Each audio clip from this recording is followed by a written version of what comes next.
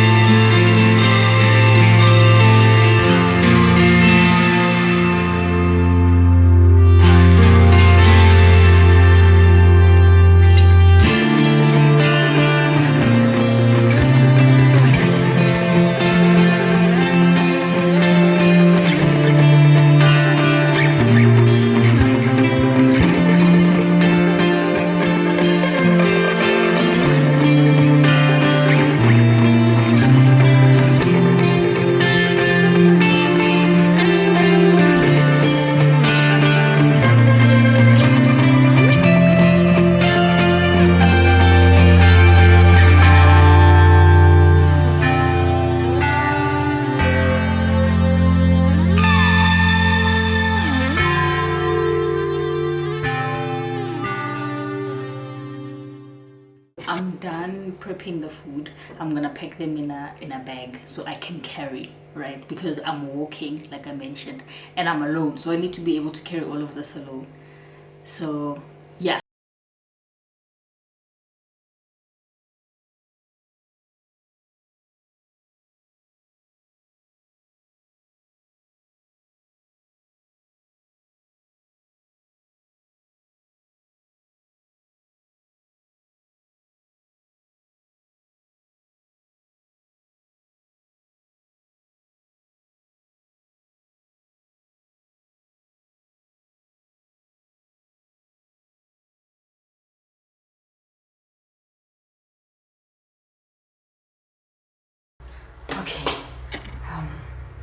have a cap because it's hot. I think I'm gonna change my shirt. I feel like my shirt is too big. Like I wear a lot of loose shirts when I'm in the house. You guys can't see what I'm wearing. I'm wearing like joggers and my Chuck Taylors so I can be comfortable on the road. Oh, and then I'm gonna take a bag. I'm gonna take a backpack because I know carrying it. That bag, one hand will be too much. Oh Lord, I pray that I come across people. I pray that I come back empty-handed. I pray that you lead people to me. As I go looking, may you lead them to me. May I find people who need food, people who need help, people that I can talk to and share the word with. In Jesus' name, Lord, I pray. A few moments later. Okay, so I'm back. It's hot. Mission accomplished, and I came back empty-handed. But I really think that when I do this next time and going forward, I'm going to do a few things a bit better, because number one, walking is not it. Oh my gosh, the sun. I was thirsty. I came back with like dry lips. I didn't even eat.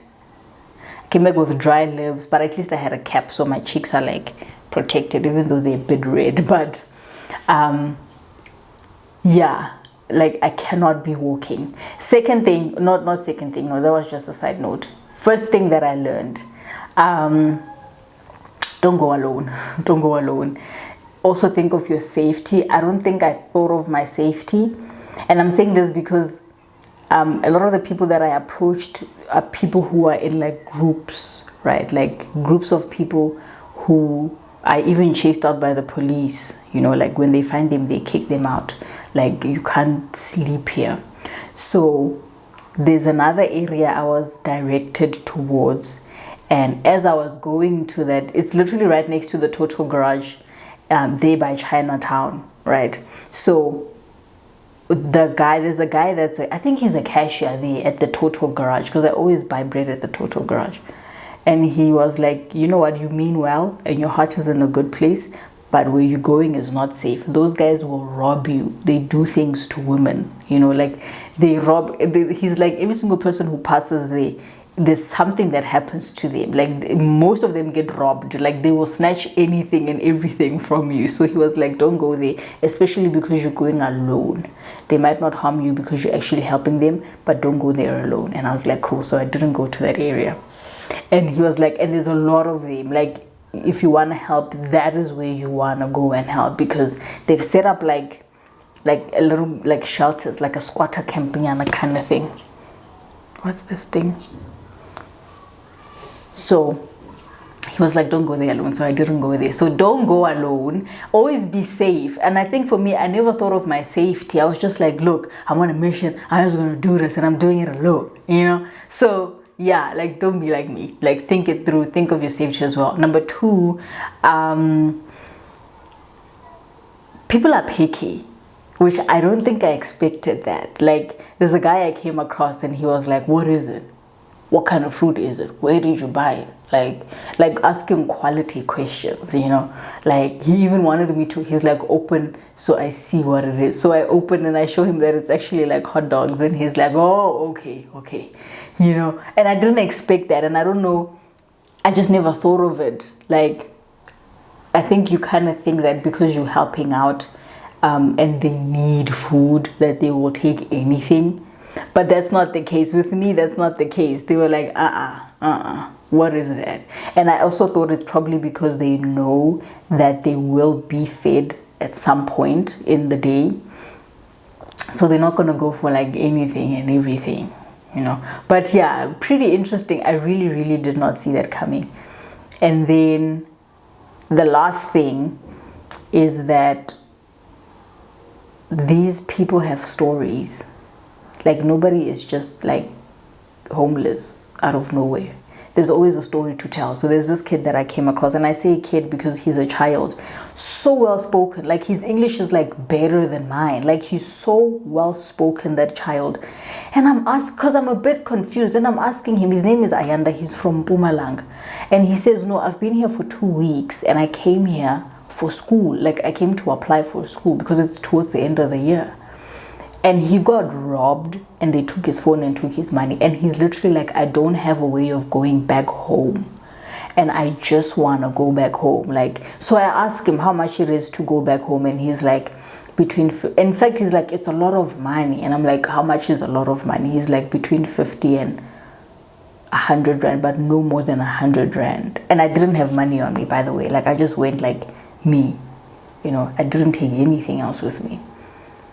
And I'm thinking, this kid, like, he's like, he doesn't even know anybody's numbers off by heart, which I bought. Like, I actually believed him, because I don't know nobody's numbers off by heart. I don't even know my mom's numbers off by heart. I only know my partner's numbers off by heart. And that's because we've been together for like 10 years, right? I recently changed my numbers, don't know my own numbers off by heart. And shame, that kid. I told him where I lived, and I said he can come by like next week. And because he's literally, and he cried, shame, he cried when I gave him food. And he was like, thank you. And he looked like he had just woken up, and it was like around 1:30. I left the house at 1:30, so it was probably like 30 minutes after. Because he's one of the very few people, like very first people that I came across. And then, yeah, shame. I don't know how I feel. Because I felt like I came across someone who really needed help, and I was able to help, like give him food, but he wants to go home, and I couldn't help with that, so I don't know how to feel about that. But yeah, shame. Yeah, so that's it. Like, it happened. I came back empty-handed. The rest that I came back with, I thought of the guys who actually, because then I was like tired. I thought of the guys who they take some of our dustbins in the complex. So I came with some, and I asked them if they would like some, and they said yes. So I kept some for them and gave some to them. And yeah, so there was that. So yeah, pretty cool. I know I'm gonna do this more often, and I think that it's way better if I structure this thing, right? And I say that every Friday from this time to this time I'll be at this spot, and people can come to me instead of me walking to people. Because there's also this thing that I noticed as I'm walking, like, do they look like they need, it's like you judge people, like, do they look like they need help? And turns out they don't, and then you pass somebody who looks like they need help, but then they, those guys who drag like rubbish, like they drag like those little white sacks where they keep things inside. I think they collect bottles or something, and I'm thinking, do I approach them? But they're working, so they, it's like you kind of, there's like a guesswork kind of thing, because nobody's like blatantly holding like I need a food box. They don't holding like a I need food box there, right? So it's like, but yeah, I think I need to have structure to it and say, on this time, this day, I'll be at this spot, come through and do the things. But yeah, that was cool. I'm excited. I'm excited for like the future, and I'm glad that I didn't take my camera with and like show anybody's face and things like that. But that kid, I hope he makes it home somehow. I really hope that kid makes it home somehow, because that child is so well spoken. I remember when I came back, I waited with the security there because my son was coming back from school, and I told him where I was coming from, and he was like, but do you believe him though? And I'm like, yeah, I actually do, because his story makes sense, especially because he's so well spoken. Like, his English is so well, like, he's so well spoken. Like, that's an educated kid who just came to Joburg and got robbed, and they took his phone and they took his money, and now he needs money to go back home. And ain't nobody about to give you 100 rands in Midrand, like, and you like a person begging. I don't think nobody's about to do that. Like 100 rands, no, I'll give you like something, So I'm like, whoa, shame. So I told the guy, like, yeah, I actually believe the kid.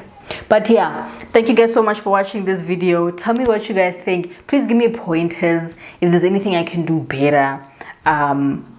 Give me ideas on what to actually give people.